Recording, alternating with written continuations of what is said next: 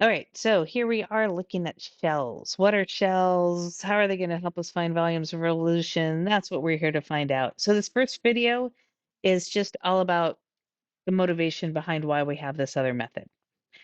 So remember from previous lessons, we did discs and washers. And the key is that the discs and washers were stacked on top of each other. And also remember when we drew the representative rectangle, we would draw it perpendicular to the axis of rotation. Shells just give us another option. And why do we need another option? Well, think about this problem right here. So I have this blue region, and this blue region is formed by this curve where it's bounded in quadrant 1. So that creates this. We want to rotate it about the y-axis.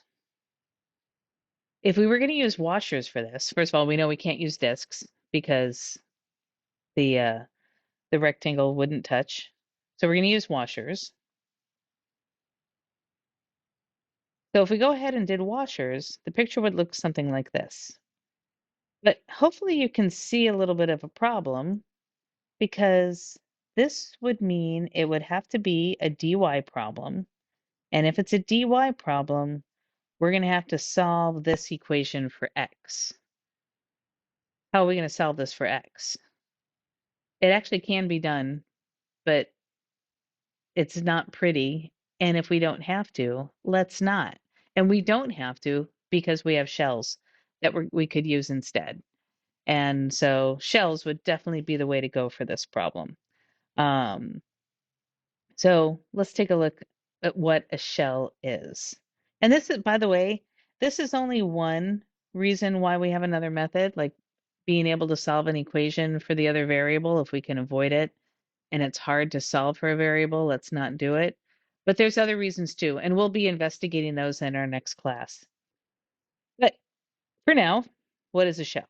Okay, so instead of drawing the representative rectangle perpendicular to the axis of rotation, we always draw it parallel to the axis of rotation for shells.